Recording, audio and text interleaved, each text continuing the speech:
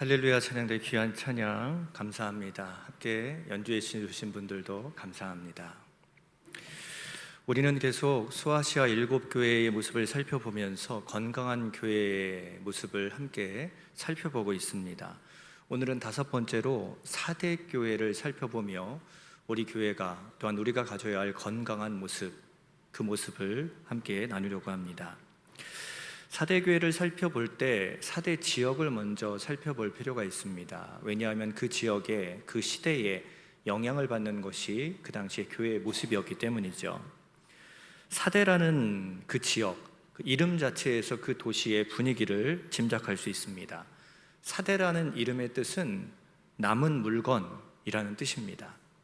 그러니까 무언가를 쓰고도 여유롭게 무언가가 남을 수 있는 풍족함이 있는 도시다. 이름에서 그 뜻을 발견할 수 있습니다. 이 4대라는 도시 자체가 풍족함, 부요함, 한 걸음 더 나아가서 사치의 대명사로 여겨졌던 도시, 그게 바로 4대입니다. 그럴 수밖에 없었던 것이 그 시대에 이 4대라는 도시 밑에는 그 당시 최대의 금맥이 흐르는 금 생산지였기 때문입니다. 이곳을 파도 저곳을 파도 쉽게 금을 얻을 수 있는 곳이 바로 4대입니다. 지금이나 그때나 금은 귀한 가치가 있는 것 아닙니까? 금을 보유하고 있으면 무언가 좀 든든함이 있는, 재정적으로 여유로움이 있는 그런 느낌이 있을 텐데 4대라는 지역이 바로 그랬다라는 것이죠. 당연히 그 지역 자체가 재물이 넘쳤고 생활이 풍족했고 도시 전체적인 분위기가 화려했고 여유로웠습니다. 그런데 그러다 보니까 이 4대를 노리는 나라들이 굉장히 많았습니다. 이 도시를 전쟁을 통해서 점령하면, 이 도시가 우리 땅이 되면 우리나라의 재정적인 부분은 거의 다 해결이 되는 겁니다. 그러니까 이 4대라는 도시는 모든 나라가 군침을 흘리는 그런 도시, 그렇기 때문에 언제나 전쟁의 위협 가운데 있었습니다. 물론 4대라는 도시 자체가 난공불락의 요새처럼 지리적인 이점이 있습니다. 그래서 역사상으로 볼 때 바사의 고레스라든지 또 수리아의 안티오쿠스 3세라든지 이 둘 왕 때 이 4대가 점령된 것 빼고는 한 번도 무너진 적이 없습니다. 그러나 계속되는 전쟁의 위협이 있고 그로 인해 불안함이 있는 상황, 이것이 바로 4대 지역의 도시의 분위기인 겁니다. 이 불안함은 신에 대한 열망으로 이어지게 됩니다. 그래서 나를 지켜줄 존재를 찾다 보니 여러 종교들이 이 4대라는 지역에 들어오게 되었습니다. 그리고 또 그 종교들이 각각 다 번성하게 되었죠. 그 여러 가지 종교 중에 하나로서 복음이, 교회가 들어오고 세워지게 된 겁니다. 그러니까 난립되어져 있는 종교 중에 하나가 기독교, 바로 교회였다라는 것이죠. 그래서 성지순례를 가보면 지금 4대 교회는 터만이 남겨져 있는데 그 터 바로 옆에 신전의 기둥이 세워져 있는 것을 보게 됩니다. 그러니까 4대 교회와 우상의 신전이 당시에는 함께 존재하고 있었던 것이죠. 우리가 앞서 보았던 버가모 교회처럼 그 인근에 각종 우상들이 많이 있는, 그래서 우상들이 많고 영적으로 혼란한 분위기에 있는 그 버가모 교회처럼 이 4대 교회도 그런 분위기였다라는 겁니다. 종합하자면 부유하지만 전쟁의 불안이 있고 또 영적으로 혼란스러운 것이 4대 교회의 분위기였고 4대 지역의 시대적인 사회적인 상황이었다라는 거예요. 이런 4대 교회를 향해서 오늘 본문에 보니까 1절 말씀에 주님께서 이렇게 말씀하십니다. 4대 교회의 사자에게 편지하라. 하나님의 7 영과 7 별을 가지신 이가 이르시되 내가 네 행위를 아노니 네가 살았다 하는 이름은 가졌으나 죽은 자로다. 주님께서는 스스로를 가리켜 뭐라고 표현하시냐면 하나님의 7 영과 7 별을 가지신 이라고 표현하고 계십니다. 여기서 하나님의 7 영은 성령을 의미합니다. 영이 7개라는 뜻이 아니라 하나의 영, 성령이 여러 모습을 가지고 있다는 뜻이지요. 또한 7 별은 7 교회의 리더십, 그러니까 오늘날로 말하면 목회자들이나 장로님을 뜻합니다. 즉 주님께서는 성령의 모든 모습들을 권능으로서 다 갖고 계시고, 또한 교회의 모든 직분자들을 다스리고 손에 쥐시고 움직이실 수 있는 주권자 되시다라는 것을 스스로 천명하신 것입니다. 그런 주님께서 이 사대교회의 모습을 알고 계시다. 내가 내 행위를 아노니 라고 말씀하고 계신 것입니다. 주님은 사대교회가 어떤 지역, 어떤 분위기 가운데 있는지, 지금 영적으로 얼마나 혼란스러움 가운데 있는지, 분위기만이 아니라 그들 교회 자체가 어떠한 걸음을 걸어왔고 어떠한 중심과 내면을 갖고 있는지를 다 알고 계신다라고 표현하고 계신 것입니다.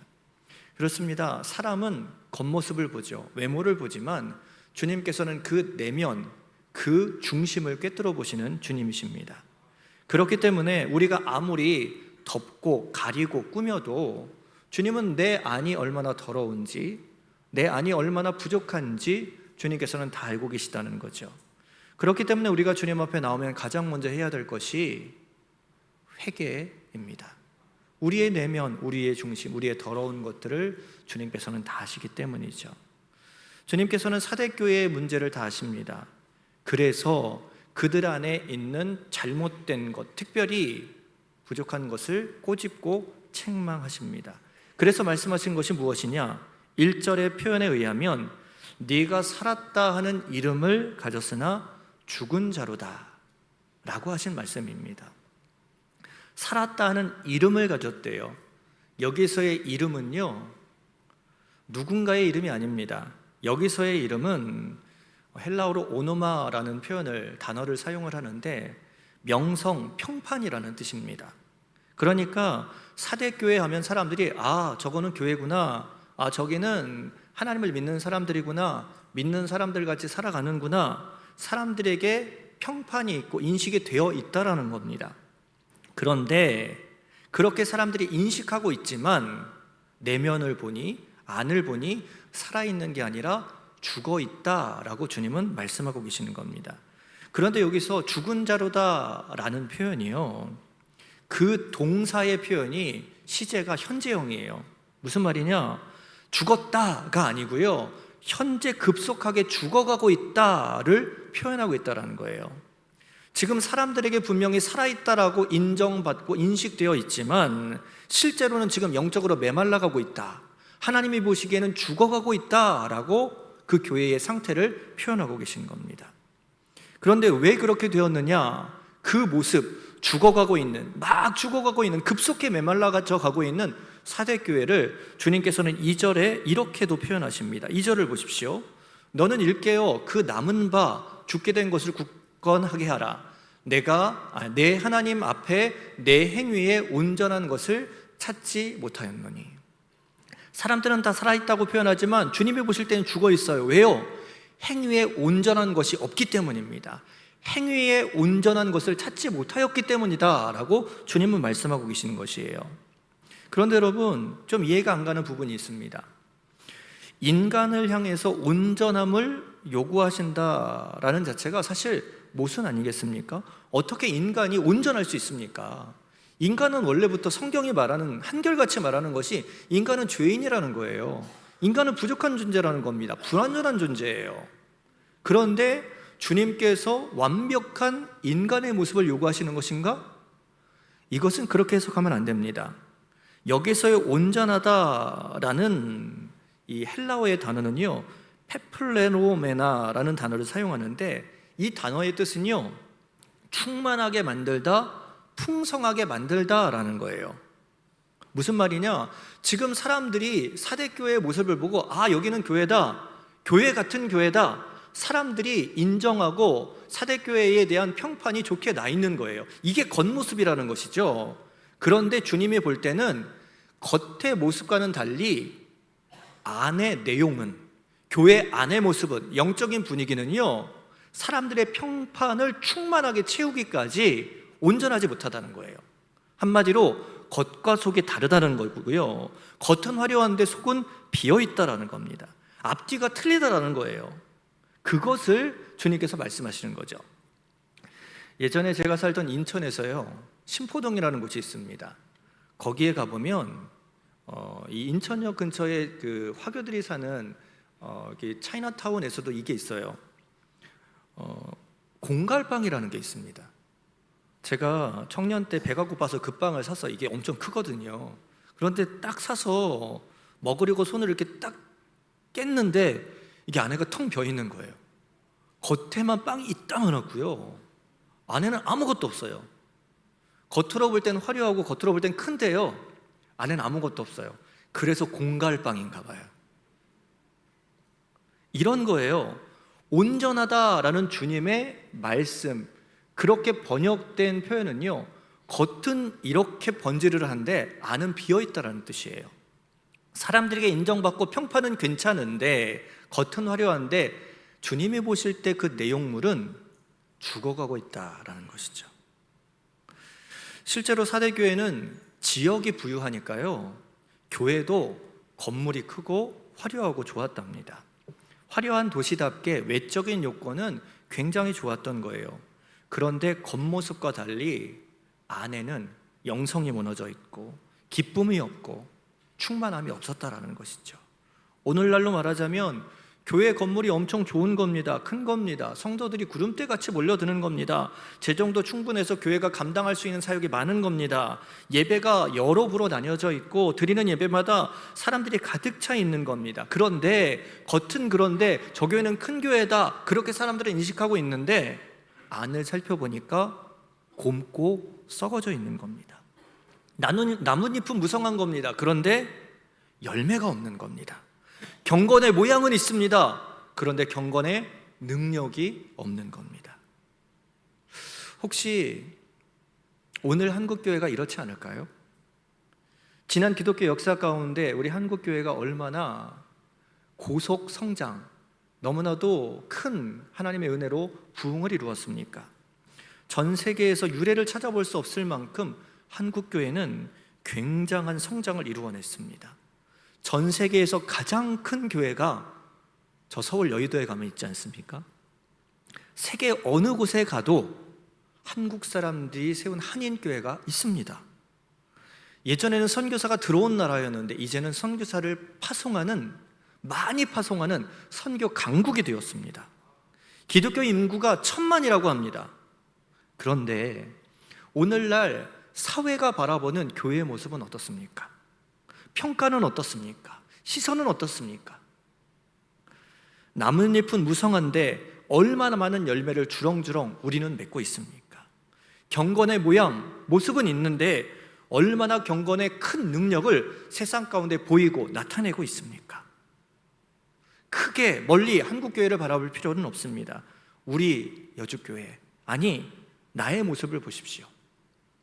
우리 교회가 90년이 넘었고 이제 100주년을 향하여 달려가고 있는데, 내가 모태신앙이라고 신앙의 연륜이 있다고 말하는데, 내가 목사라고 장로라고 권사라고 집사라고 직분이 있다고 말하는데, 내가 성경을 여러 번 읽었고 내가 성경에 대해서 아는 지식이 많다라고 하는데 내가 얼마나 하나님이 기뻐하시는 열매를 맺었느냐라는 겁니다. 내 겉모습과 같이 내 삶에 경건한 삶의 능력이 나타나고 있느냐라는 것입니다. 주님은 우리의 내면을 아십니다. 주님은 나의 속을 아십니다. 나의 행위를 알고 계십니다. 나의 모든 것을 아시는 주님께서 우리 교회를 향하여, 나를 향하여 과연 무엇이라 말씀하실까요?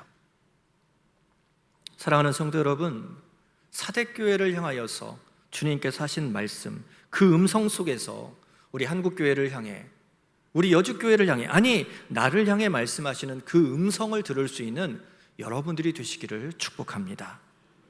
주님께서는 사대교회의 비어있는 모습, 겉은 화려하지만 실상은 죽어가고 있는 그 모습을 발견하시며 애통해 하시고 그들을 질타하십니다. 그리고 오늘 본문 3절에 보니까 이렇게 말씀하시죠. 그러므로 내가 어떻게 받았으며 어떻게 들었는지 생각하고 지켜 회개하라. 만일 일깨지 아니하면 내가 도둑같이 이르리니 어느 때에 내게 이르는지 내가 알지 못하리라. 주님께서는 네가 어떻게 받았으며 어떻게 들었는지 이것을 생각하라고 말씀하십니다. 이 생각하라는 것은 기억하라는 뜻입니다. 무엇을 기억하라는 것입니까? 이전에 예수를 만났을 때의 그 감격, 구원을 받았을 때의 그때 나의 마음, 그래서 내가 하나님의 자녀가 되었고 사망의 자리에서 생명의 자리로 옮겨졌을 때의 그때의 기쁨과 그때의 즐거움, 그것을 다시 기억하라라고 말씀하시는 겁니다. 2절에도 보십시오. 너는 일깨워 그 남은 바 죽게 된 것을 굳건하게 하라. 잃어버렸던 것, 아니 잊어버렸던 것을 다시 기억하라, 다시 일깨워야 한다라고 말씀하시는 겁니다. 예수님의 이름, 이 이름만 들어도 설렜던 그때, 예배 그 시간만 기다렸던 그때, 예배가 기다려지고 찬양이 즐겁고 말씀의 시간이 너무나도 행복했던 그때의 모습을 우리가 잃어버린 것은 아닌지 오늘도 나의 내면을 점검하라 라는 것입니다. 혹시 우리 잃어버리지 않았습니까? 우리 바뀐 것 아닙니까? 겉모습은 사람들이 인정할 만큼 직분을 가지고 연륜을 가지고 신앙의 행위가 있는데 그것에 충만하게 내 내면과 내 안의 기쁨과 내 안의 영성이 충만하게 따라오고 있지 않은 것은 아닌지 오늘도 우리의 모습을 되돌아보시기를 바랍니다. 주님은 그것을 기억하라는 겁니다. 그때의 삶을 다시금 회복하라는 것입니다. 그것을 기억하고 생각하고 지켜서 회개하라, 돌이키라는 겁니다. 그때의 감격이 이전의 일이 아니라 오늘 나의 기쁨과 오늘 나의 현실이 되도록 내 신앙을 다시금 다잡아라 라고 요구하시는 겁니다. 여러분, 신앙생활하면 이런 삶, 이런 열정, 이런 뜨거움 유지하는 거 쉽지 않습니다. 여러 가지 상황들이, 여러 가지 사건들이, 여러 가지 그런 상황들이 나를 그 은혜와 그 뜨거움과 열정을 잃어버리게 만드는 경우들이 참 많죠. 그런데 여러분, 다른 이 탓하지 마세요. 다른 상황, 다른 사건, 이것에 탓하지 마십시오. 주님께서는 그렇게 잃어버리고 죽어가는 모습을 향한 사대교회에게 너 왜 그런 지역에 있느냐, 왜 그런 상황 가운데 있느냐, 상황이나 사건이나 사람을 말하지 않으세요. 지금 너의 상황, 너의 문제, 이것만 말씀하신다고요. 무슨 말입니까? 지금 주님께서는 내가 핑계를 대고 무언가를 탓할 만한 그런 상황 속에서도 그거 아니라 그것 때문에 무너졌던 나 자신을 자꾸만 얘기하신다는 거예요. 여러분, 내 잘못 다른 이가 해결해 줄 수 없습니다. 내 무너지고 내 죽어가는 그 모습을 다른 이가 풀어줄 수 없어요. 주님은 내가 그 문제를 자각하고 내가 그 문제 가운데 돌이키고 내가 그 문제를 풀어갈 것을 우리에게 요구하시고 우리에게 그 책임을 물으신다라는 겁니다. 그렇기 때문에 다시금 주님께서 그것을 깨닫게 하실 때 내가 예수의 이름을 붙들어야 하고 예수의 생명을 내 안에 내가 회복해야 하며 예수님의 능력을 붙들도록 내가 엎드려야 합니다. 그때에 내가 살아나는 것이고 그때의 교회가 건강함을 회복할 수 있는 것입니다. 여러분, 교회는 그런 복, 그런 예수의 이름의 능력이 있어야 하는 공동체입니다. 교회는 다른 것으로 살아나고 다른 것으로 부흥하면 안 됩니다. 예수의 이름, 복음으로 살아나는 공동체가 되어야 합니다.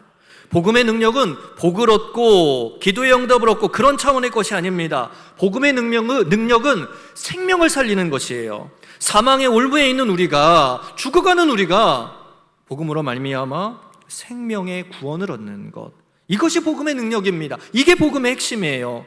이것을 잃어버리면 교회는 교회다움을 잃어버리는 것이고 교회는 생명력을 잃어버리게 되는 겁니다.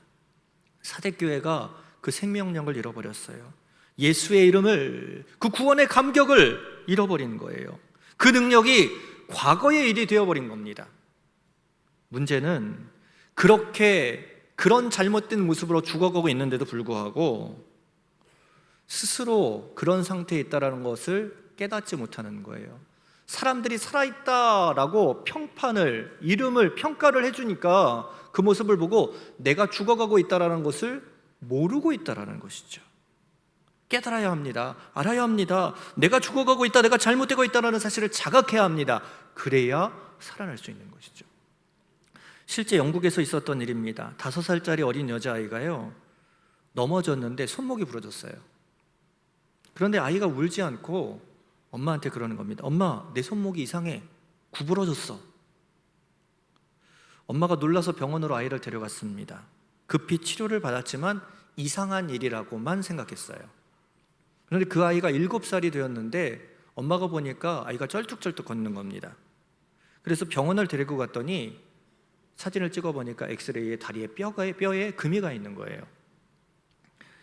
이 아이는 통증을 느끼지 못하는 거죠. 7살이 돼서야 부모님이 그거를 발견하고 이제 큰 병원에 가서 진찰을 받게 되었습니다. 알고 보니까 이 아이는 신경 조직이 잘못돼서 전혀 아픔을 느끼지 못하고 있었던 거예요. 이 병 이름이 갱글리 뉴로패시라는 병입니다. 이 병은 아직도 치료 방법이 없다고 합니다. 여러분, 아픔을 느껴야 하는데요, 아픔을 느끼지 못한다면 이거 굉장히 큰 문제입니다. 아픈데도 아픔을 느끼지 못할 때 아픈 환부가 곪고 썩어져 가는 것도 발견 못하게 되는 것이죠. 결국에는 생명을 잃게 되는 그런 상황까지 마주하게 되는 겁니다. 사대교회는 사람들의 평판 속에서 지금 우리 교회, 이 사대교회가 죽어가고 있는 상태라는 것을 인지하지 못하고 있습니다. 겉보기에는 전혀 아무런 문제가 없으니까요. 그런데 주님은 그들을 질타하시죠? 그들을 책망하시죠? 그들을 깨우치시며 생각하라, 회개하라 말씀하시는 겁니다. 왜요? 그래야 이들이 살아날 수 있기 때문이죠. 여러분, 건강한 교회는요, 내 안에 부족함이 있고 연약함이 있는 것, 주님의 말씀을 통하여서 깨닫는 교회, 자각하는 교회, 그래서 고치고 돌이킬 수 있는 교회가 건강한 교회입니다. 그것이 교회가 다시금 교회되는 길이고 생명을 얻되 풍성히 얻을 수 있는 방법이다라는 거예요. 참 감사한 것은요, 오늘 본문에 보니까 사대교회는 그렇게 죽어가고 있고 그것을 자각하지 못하는데 말씀에 보니까 자각하는 사람들이 있어요. 깨닫는 사람들이 있어요. 주님이 말씀하실 때 그것을 흘려드는 사람들이 있지만 그것을 기억하고 반응하는 사람들이 있다는 거예요. 오늘 본문 4절을 보십시오. 그러나 사대에 그 옷을 더럽히지 아니한 자 몇 명이 네게 있어 흰 옷을 입고 나와 함께 다니리니 그들은 합당한 자인 연고라. 분명히 사대교회는 죽어가고 있습니다. 그래서 회개하라고 책망을 받고 있습니다. 그런데 그들 안에는 아직도 믿음을 지키고 있는 자들, 그 옷을 더럽히지 아니한 사람들이 있다라는 거예요. 여러분, 이런 사람들이 있다는 것, 희망이 있는 겁니다. 기회가 있는 거예요. 이들이 몇 명인지 얼마나 많은지 이거 중요한 것 아닙니다. 잘 보세요. 주님은 책망하고 칭찬하실 때 단 한 번도 숫자를 말씀하지 않으셨어요. 그러니까 교회가 부흥하는 것, 교회가 축복받는 것, 이거 수에 달려있는 게 아닙니다. 교회가 회복되는 것도 수에 달려있는 게 아니에요. 그냥 깨어있는 자가 몇 명이지만 그런 사람이 있으면 되는 겁니다.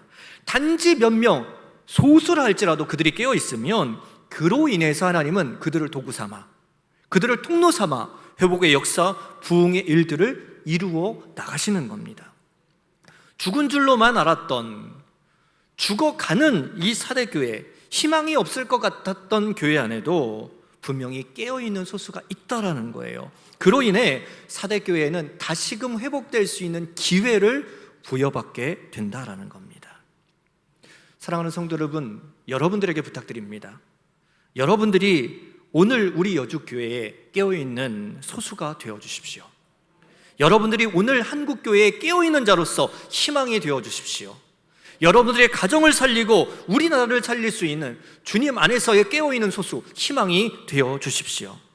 언제나 깨어있는 믿음의 사람들이 교회를 위하여 기도하고 나라를 위해 기도하고 모든 이들이 불의한 삶을 살아갈 때 성결을 주장하고 거룩함을 외치며 나아감을 통하여 하나님은 그 나라를 회복시키고 그 교회를 회복시키고 그 희망의 물질을 통하여 큰 하나님의 부흥의 불길을 일으키신다라는 겁니다.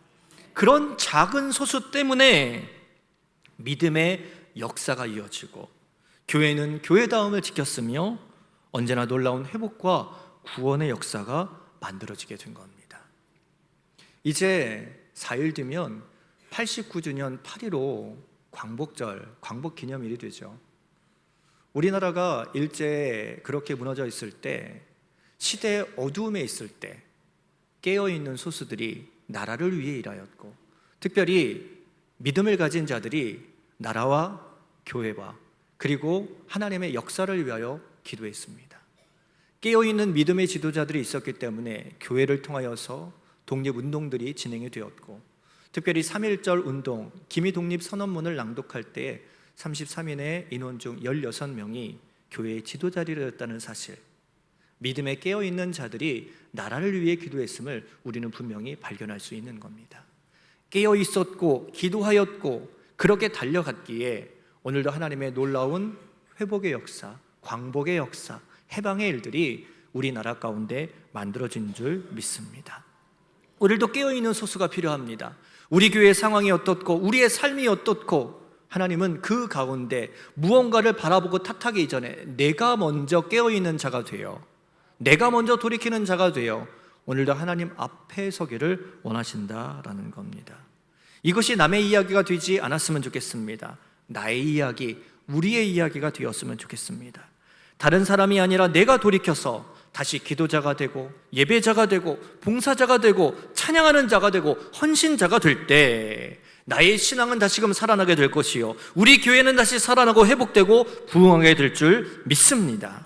그러한 모습으로 나아갈 때 5절 말씀에 분명히 언급하시죠. 이기는 자는 이와 같이 흰 옷을 입을 것이요, 내가 그 이름을 생명책에서 결코 지우지 아니하고 그 이름을 내 아버지 앞과 그의 천사들 앞에서 시인하리라. 그렇게 깨어있는 자 될 때에 회개함으로 주님의 음성에 반응하며 돌이키며 나아갈 때에 주님은 그런 우리를, 그러한 자들을 주님의 사람으로 인정하시며 함께 거르시며 그 가운데 놀라운 역사를 이루어 주신다라는 겁니다. 저는 꿈꿉니다. 우리 여주교회가 하나님이 인정하시는 교회가 되는 모습을 말입니다. 저는 꿈꿉니다. 우리 여주교회 성도들이 하나님이 인정하시는 성도가 되어서 가득히 교회를 채우는 모습을 말입니다. 이러한 교회, 이러한 성도들이 될 때 누가 말하지 않아도 건강하다, 인정받을 수 있는 교회가 되지 않을까요? 사람들이 살아있다라고 그 이름을, 그 평판을 말하는 것만이 아니라 주님이 보실 때 온전하다, 인간적인 완벽함이 아니라 겉과 속이 일치한, 사람들의 평판과 똑같이 주님이 기뻐하시는 모습도 존재한 그런 교회가 될 수 있지 않을까요?